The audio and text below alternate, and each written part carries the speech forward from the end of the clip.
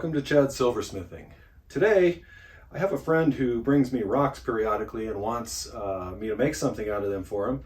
And he brought me this little chunk of granite with a bit of amazonite sticking out from it. And he and his girlfriend, they both like kind of rustic looking stuff. So I'm not actually going to cut a polished stone off of this. I think I'm going to cut just a little slab like this, and I'll mount it, I'll custom mount it with a little prong kind of setting so that they get the feel for the rough rock while still having a wearable piece of jewelry. So that's what we're going to be doing today. If you, at the end of the video, if you enjoy watching this and you found it useful, or you think you know someone else who might find it useful, I'd appreciate it if you'd forward it to them. I'd love it if you'd subscribe to the channel, and please like the video if you liked it. So we'll get started here.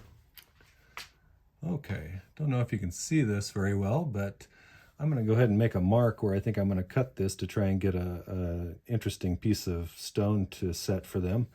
And I'm going to use a little Sharpie here. And when I look at this thing, I'm thinking maybe, I think along this plane here. Try to do it kind of like that.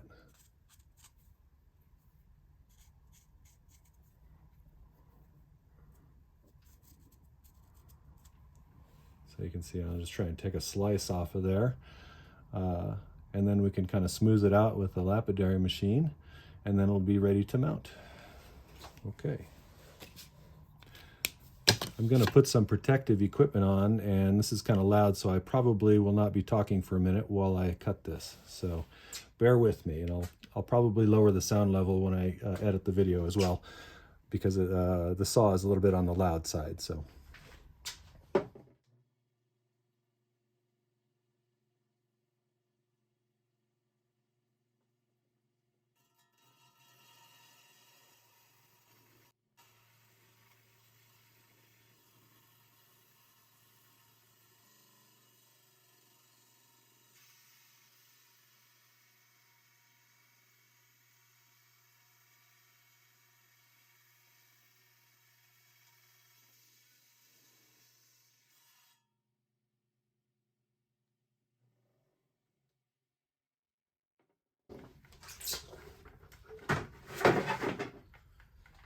Okay,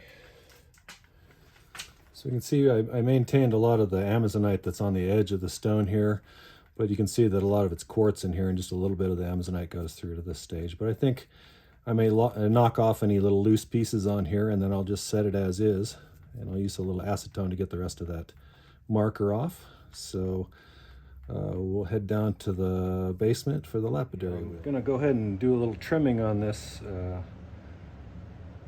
little slab that I just cut, and by trimming I mean rounding off kind of sharp edges on the corners using this lapidary wheel. This is a flat lap, meaning it's not like a professional stone cutter's grinder, which is called an arbor. This one's just for someone who does it casually, which is kind of how I am. I do mostly the metal work, and I don't do too much of the lapidary, but it's nice to have one of these around so that you can do small sorts of things when you need to. And like today, when I need to do a little trimming up on this. So it uses a water drip. Okay.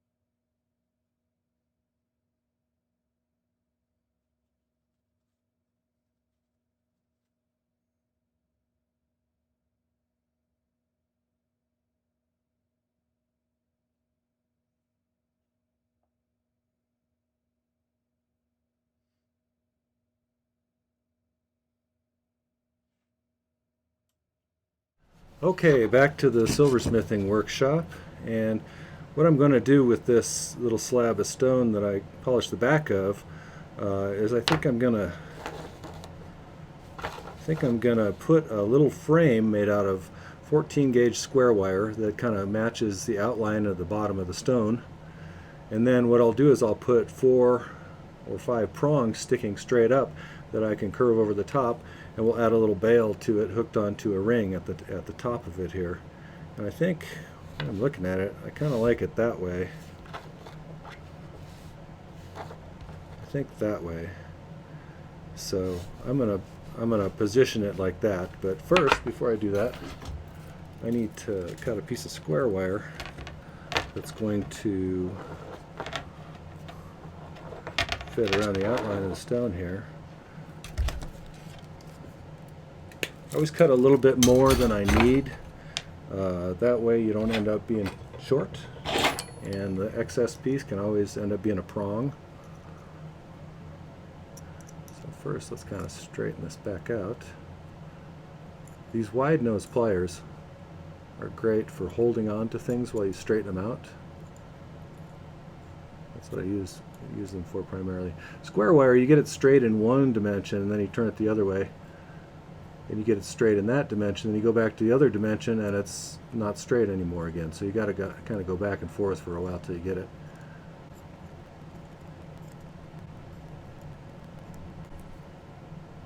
Okay.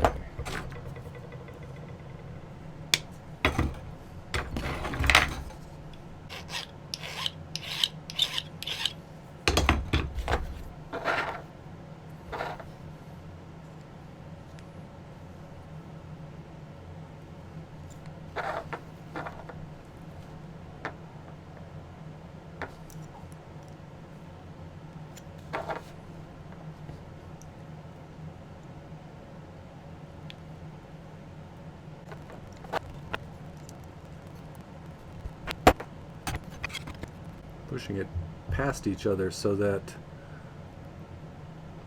the ends of these wires, if you just get them barely touching, and when you heat the metal to get ready to solder it, the metal, sometimes some of the work hardening that's in it comes out, and it starts to relax the metal.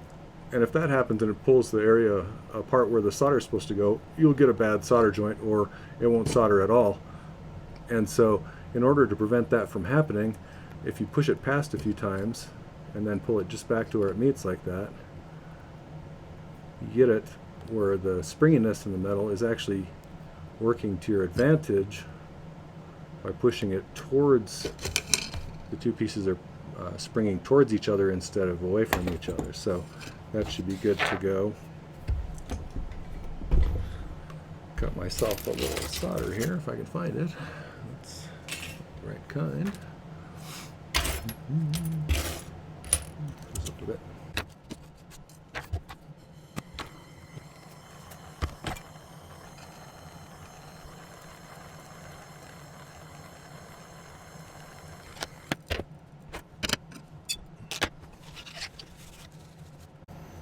Okay. Just line this up a little better.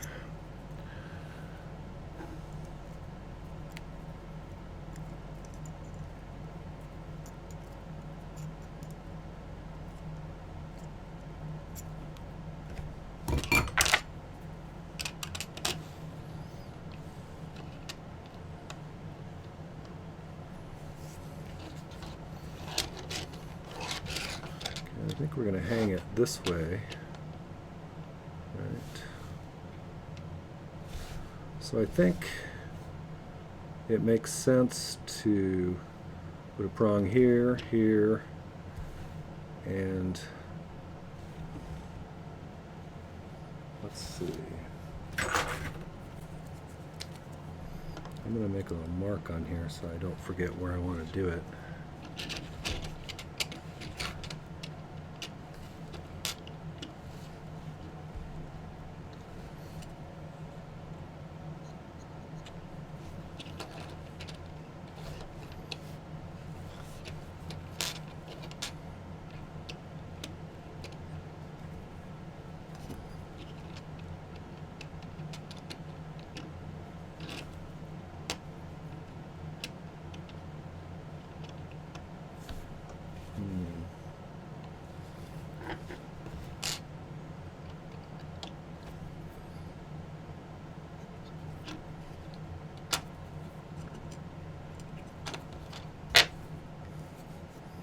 Okay, we'll go with those spots just for fun.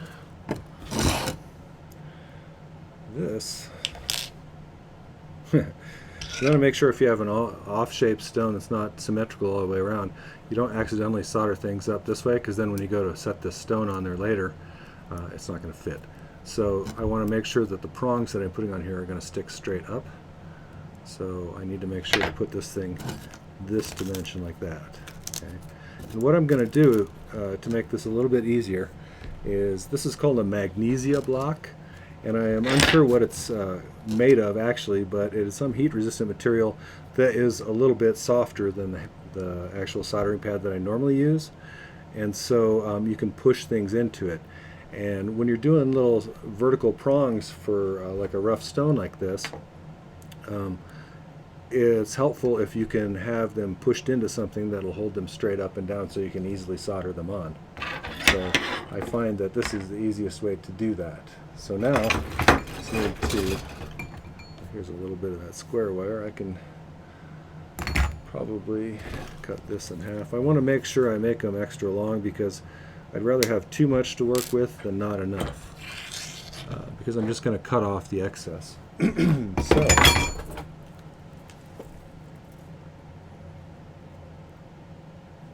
just going to cut myself 2 more pieces of this, a total of 4, and then I'm going to just push them into the pad so they're vertical like that. And then I'm going to reevaluate whether I like where the prongs are.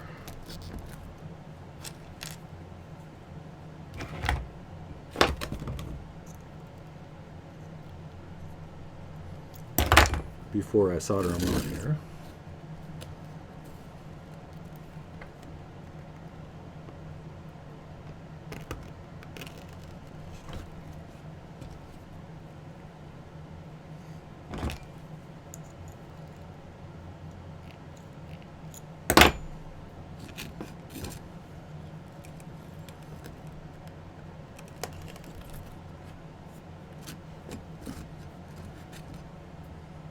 Okay, that should probably do it.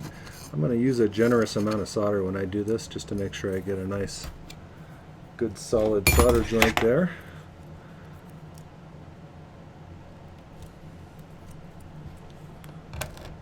In places where I can easily file off the excess or Dremel off the excess, I like to use more rather than not enough, because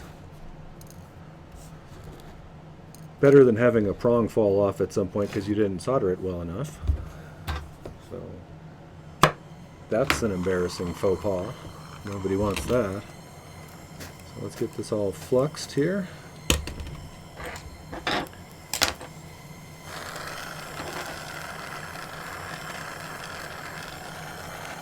Now I'm just going to pick up one of these at a time on the pick.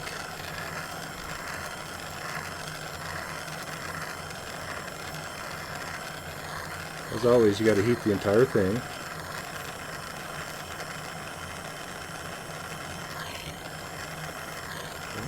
I jumped the gun on moving the pick in on that one a little bit, so it wasn't quite up to temperature there. It's one of my failings. I get a little, jump the gun a little bit on the soldering. If you do it just right, you touch the solder to the metal and it just flows right where it's supposed to go. It's all about timing and watching the color of the metal to gauge when it's about to flow. When you already have some solder joints on there, when they start to flow again, you know you're pretty much there.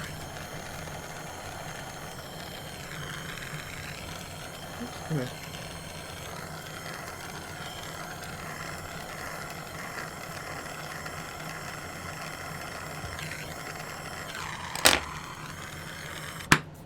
Alright, so I'm actually going to let this sit for a minute while I either find a jump ring that I've made that's of a size that I might use for this, like this for instance, or I was going to say, or I would roll a new one and then snip it off, but this looks like it'll work just fine because I need to make a ring to run my little bail through. The bail, if you're unfamiliar, is the part of the pendant that the chain goes through, and there's lots of different kinds of bails. This particular one is kind of a simple one that I like to use on a lot of simple pendants.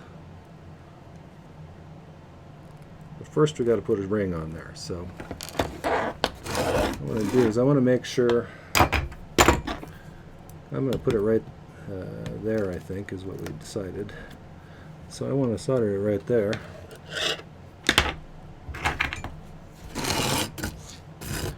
However, that is not sitting down very flat, so I'm going to pull it out of there. These magnesia blocks do kind of break apart after a while.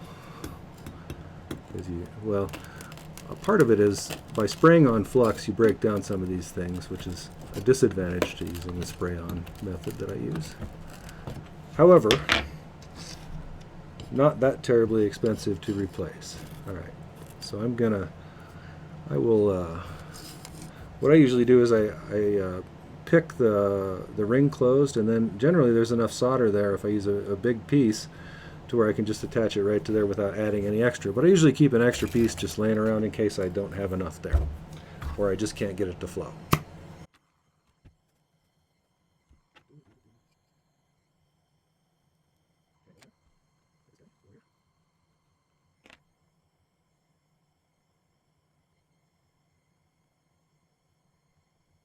There we go. You see that little solder flow right to the ring there.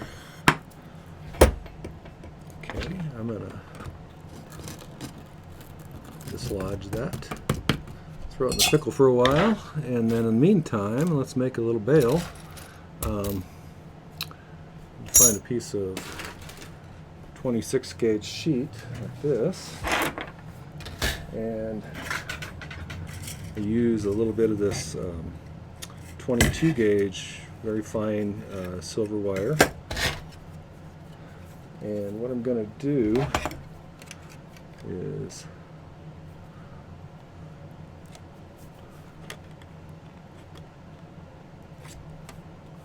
I generally make relatively big bails so people have options as far as what kind of chains they can run through them. I used to run into at least my wife did when she was buying jewelry. She would run into lots of pendants of these little tiny holes for chains to go through, so it really limited the kinds of chains you could put on them. So here I'm cutting a couple of pieces of this 22 gauge sterling wire, just slightly longer than this piece of sheet that I made. I'll spend a minute getting them straight here.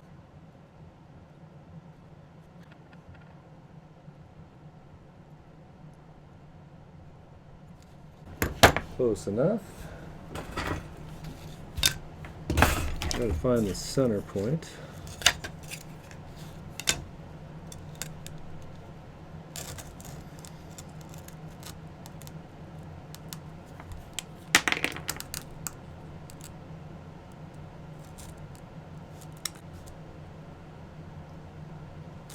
That's pretty close. Again, this doesn't have to be perfect.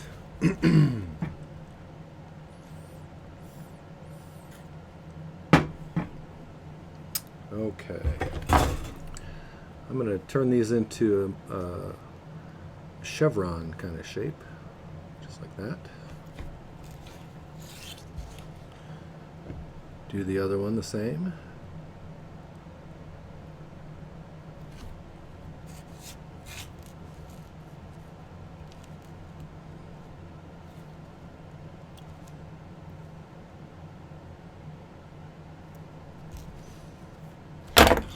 And just to get an idea how they'll fit on here, in case I bent them too steeply, I'm going to position them like that. Whoopsie. Got a little clumsy there. Okay, get on there.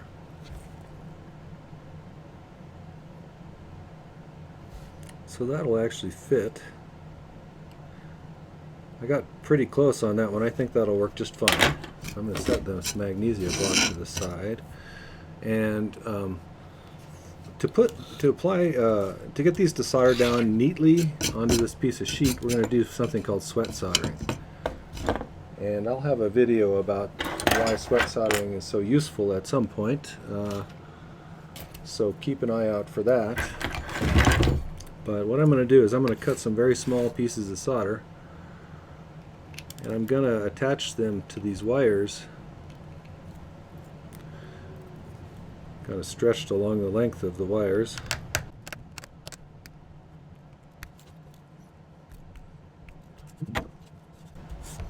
See, these ones are pretty small compared to what I normally use if you've watched any of my other videos. But I'm going to sprinkle them over here where I can get to them. We're going to put these thin little wires on the pad here, and so I'm going to flux. I'm going to pick solder these pieces of solder to this wire, but you could just as easily just lean them up against the wire if you wanted to. I just have come to like pick soldering a lot because it allows me to put things exactly where I want. So I'm going to pick this one up here, heat this up a little bit, we'll jump on there, pick up another one, we'll jump on there.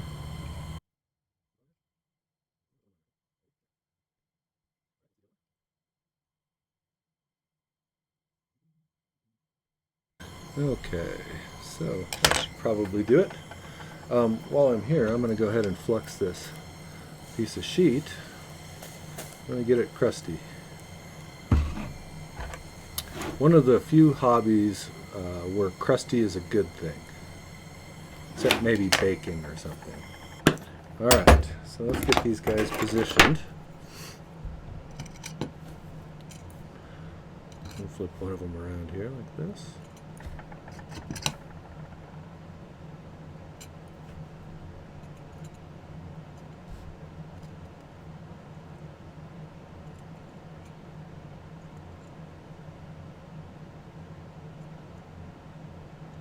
The advantage of sweat soldering in this particular case is that if I was to lay pieces of solder against this wire while it's on this piece of sheet, it would solder it down, but it might leave kind of a big puddled mess, which is difficult to clean up or sand off. So rather than having to deal with that, if it's just attached to the wire in advance, when it does adhere to the sheet, when I get that sheet up to the correct temperature, it'll just kind of wick along the wire and not spread out very far. So it kind of creates a nice clean solder joint. Trick is, those wires are kind of vulnerable on top, and they're very thin wires compared to this chunk of sheet that I have underneath them, so you gotta kind of watch the wire to make sure you're not overheating the wire before the sheet reaches 1450 degrees, which is what the particular solder that I'm using here melts at. Okay, so once it flows pretty well, it looks like I got a nice seam all the way along there. I can just cool this off. I'm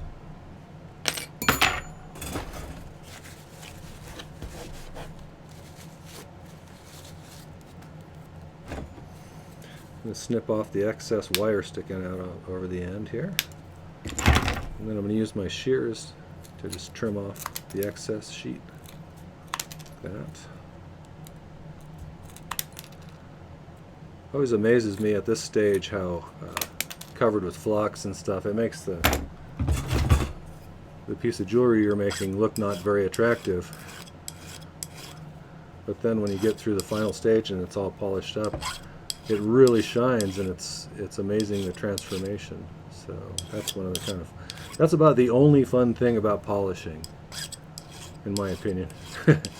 Polishing is not my favorite part of the process. So right now I'm just removing any excess sheet that was left over there after I snipped it off, so that it has kind of a smooth join with where I just soldered those wires down. Should look like a single piece after I'm done, instead of two pieces soldered together.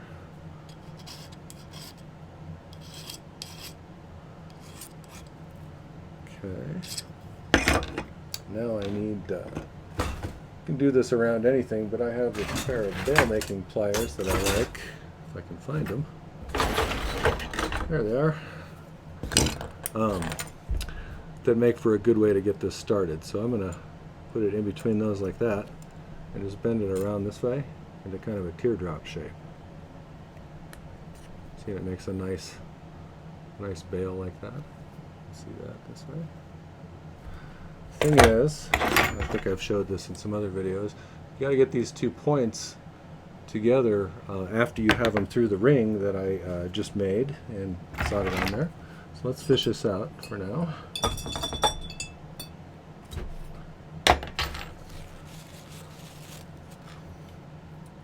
So I got that looking thing there, and got my needle nose pliers here.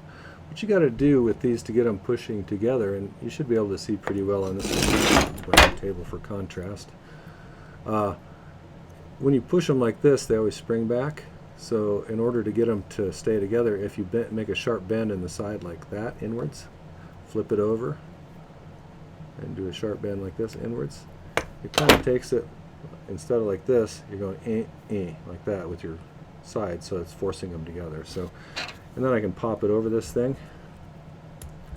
Okay, and if it pushed it back apart a little bit, I can redo what I just did with the little flexing of these guys. Okay. So it's pushing back together. Now, it's kind of important. You don't really want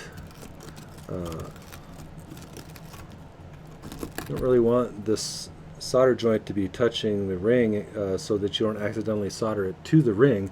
That was one of those things that happened to me a lot when I was first doing this, so I didn't actually make this sort of a bail very often. But once I got proficient at pick soldering, it became a lot easier to do. And the good thing is, you don't have to heat the rest of this thing because this is a separate piece, and you don't really want any of those solder joints to reflow, especially on those ones sticking straight up and down, because it could conceivably fall off of there, and I don't really want that to happen. So let's pick this piece of solder up. I'm just going to heat the bail itself. And pick solder that tip there. I'm going to throw a little bit extra on there. I want to make sure it's strong enough. Get off of there.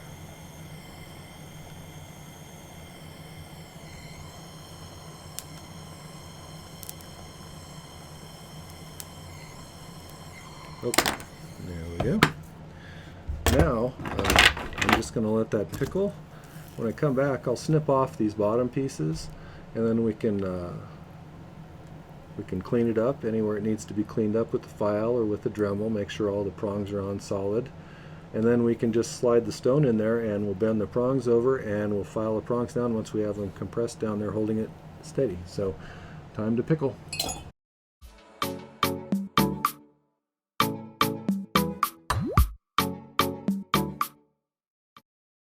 Okay, let that pickle for a while. Let's see how it looks. I'm going to snip off these.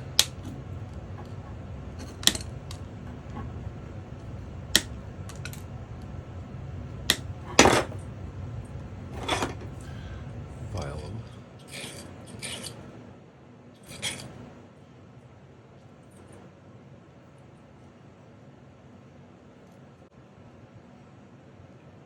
Okay. I'm going to go do a little cleanup with the Dremel, and then we'll put that stone in there and get it going. Okay. Let's take a look and see how this fits in here.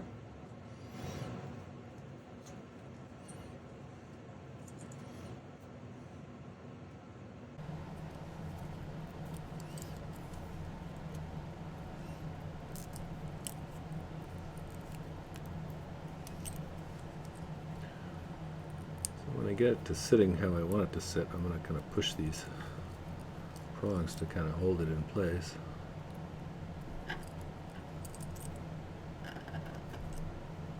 So it can't move too much more.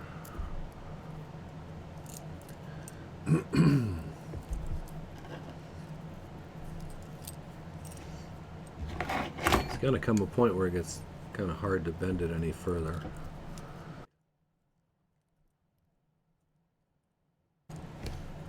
Then I can decide where to cut these off. I think I'm going to cut this one off just about right there. I want to leave enough to where it gets a grab on top of the stone, but not so much that it covers up a lot of the stone too. You want it to show it off as best you can.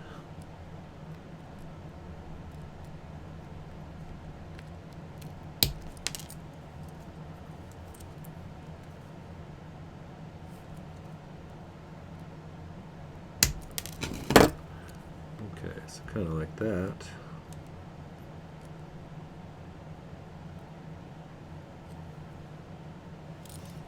Right, then I usually spend a little time filing these to where they kind of taper. Probably going to use a Dremel for time's sake. But yeah, you can just use a file if you want to. So normally I'd probably use a little file, but since I'm making a video, I'm going to go ahead and Dremel it just to make it quick. Kind of tapered the tops of these down, so it should be a little bit easier to push them closer to that to make it tighter. And I usually just use the flat spots on the needle nose pliers, holding the stone down tight against there, try to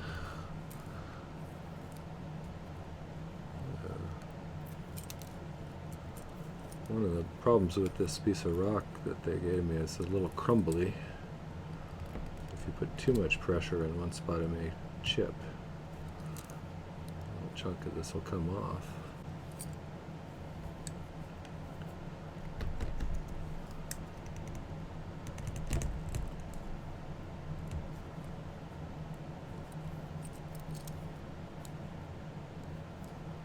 Okay, that's not moving so much. All right, so got this going like this so far.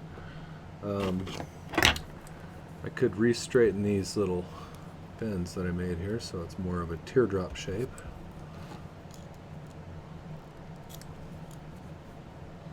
See, got a little overzealous there.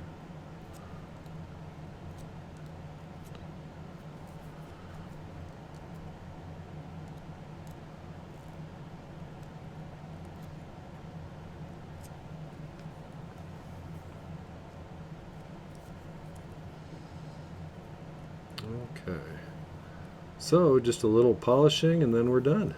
So let me do that and I'll come back and show you. Okay, there's the final product. So see, the back's all nice and flat and sort of shiny. So this is a great way to set a tumbled stone or any kind of unusually shaped stone you can do like this. There's a lot of different things you could set like this. Prongs are simple. Doing a little frame like that is simple, so it's not super hard to do these. But it comes out looking pretty nice, I think, generally. So if you found this project entertaining, useful, informative, or if you just like to comment on it even, I love having interactions with other people. Oh, my hair got messed up by polishing. So please like this this video and subscribe to my channel if you found this useful, and share it with other people who you might think would like this as well. So thanks again, and happy silversmithing.